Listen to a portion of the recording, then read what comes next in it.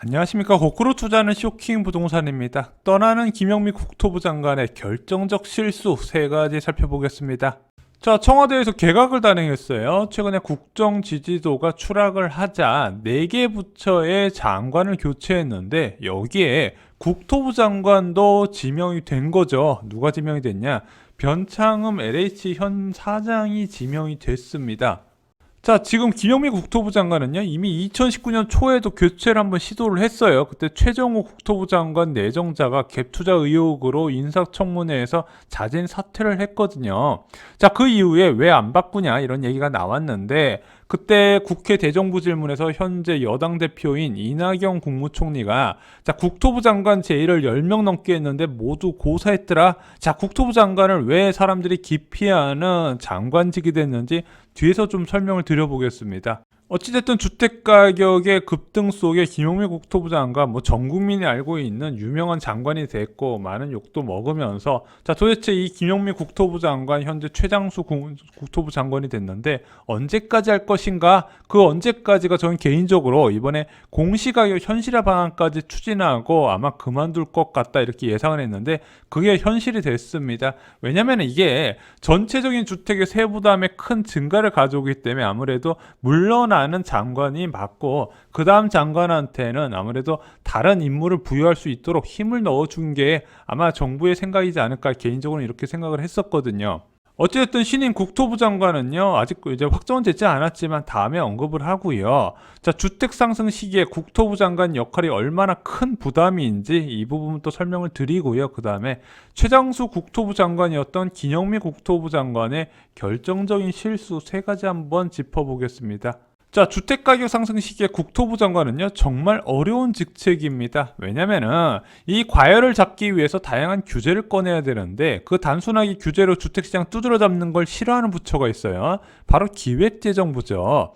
자, 경제 성장률에 큰 영향을 주는 주택정책, 이게 기획재정부에서 국토부 장관이 칼춤 추는 걸 별로 좋아하지 않아요. 왜냐면은 이 건설 투자 부분이 GDP 성장률의 상당 부분을 차지하거든요. 최근에 코로나19 상황에 대한민국 경제 성장세가 높게 나타났지만 유일하게 발목을 잡는 게 지금 건설 투자 부분이거든요. 자, 이런 식으로 GDP 성장세에서 건설 투자 부분은 큰 비중을 차지하게 되고 아무래도 규제를 강화하면서 주택을 투자의 수단으로 못 삼게 한다면 당연히 주택시장이 침체를 맞게 될 것이고 건설 투자 침체와 이게 경제 성장률 침체로 이어진다는 부분, 그래서 기획재정부에서는 늘 싫어했죠.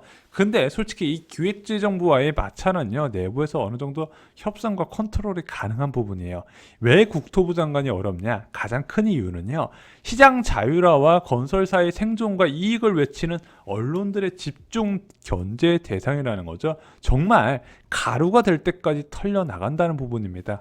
자, 많은 사람들이 욕하는 핀셋 규제 나오는 이유가 있어요. 자, 기획재정부에서는 부동산 규제 강하게 때리다 건설 경기 다 죽으면 어떻게 하려고 지속적으로 견제를 해와요. 그리고 주거 복지하다가 빚 늘어나면 누가 책임질래? 한마디로 재정 건전성도 기획재정부에서 많이 챙기는 부분이거든요.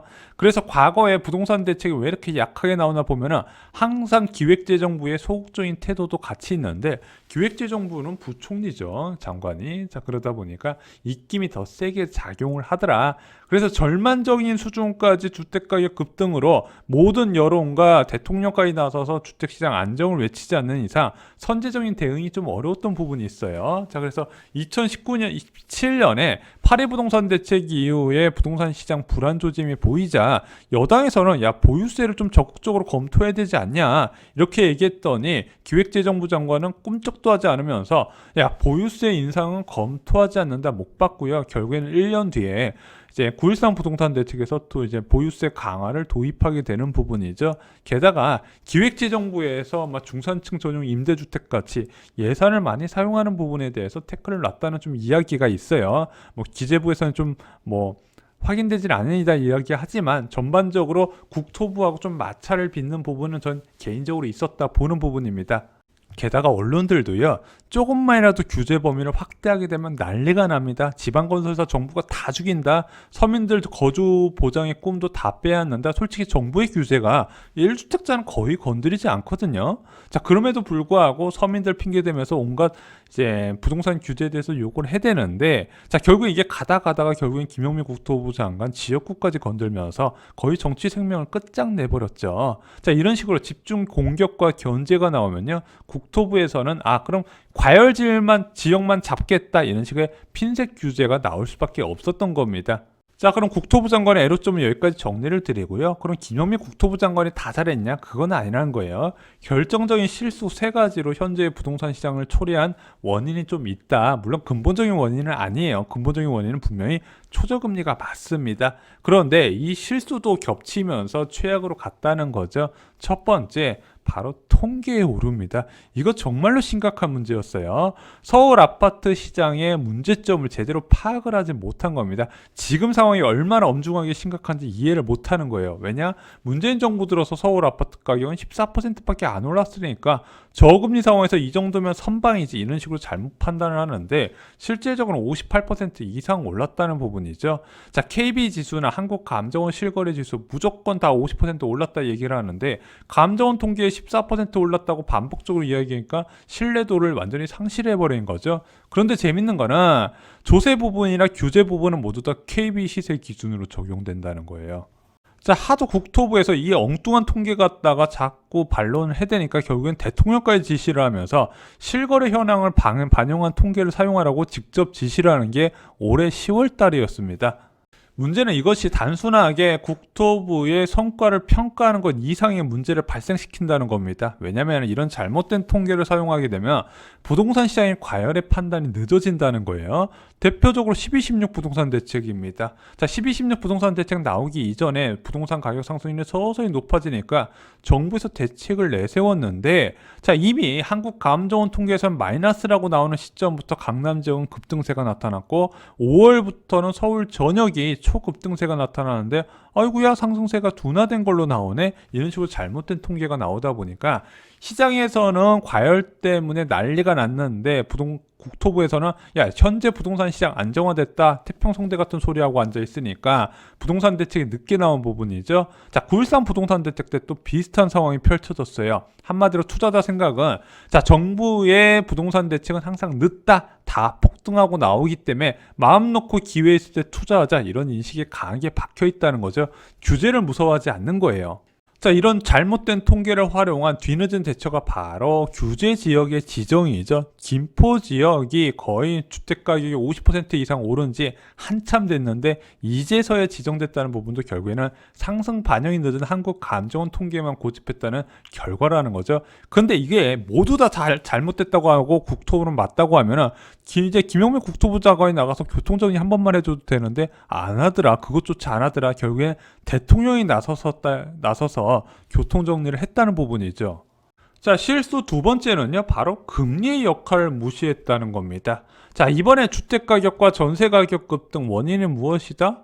당연히 초저금리죠. 그걸 김용민 국토부 장관도 잘 알고 국회의원들이 질의하면 이 부분에 많은 대답을 했습니다. 자, 저금리가 부동산 시장 폭등의 주범인 거 맞아요. 저금리란 방화범이 불을 질렀고요. 국토부는 그 방화범이 지른 불을 끌어다닌 건데, 자, 국토부 장관이 불을 끌어다니는데 그 불 끄는 지역 말고 다른 지역이 계속 불을 지르면서, 야, 나중에 봤더니 야, 김영민 국토부 장관이 불 질렀네, 지금 언론들이 이렇게 이야기를 하고 있잖아요.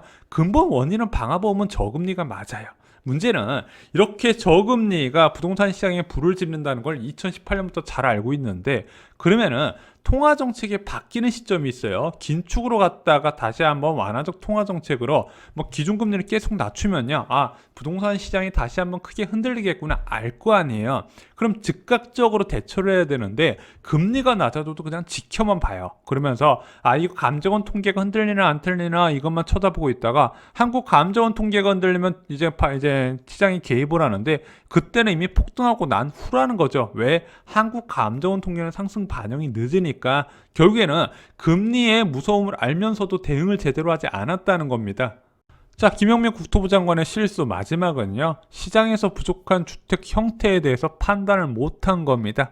2017년 이후에 부족 현상을 나타낸 주거 상품은 당연 3, 4인 가구가 거주해야 되는 아파트예요. 그것도 서울에서 근접하면서 도심권역에 제때 접근할 수 있는 아파트 공급이 부족을 했던 겁니다. 빌라나 오피스텔, 고시원, 원룸 등이 부족했던 건 아닙니다. 그런데 김용민이 이제 문재인 정부 들어와서 국토부에서 판단했을 때 주택이 부족하다, 안 부족하다? 안 부족하다고 판단했어요. 뭘 기준으로 판단했냐?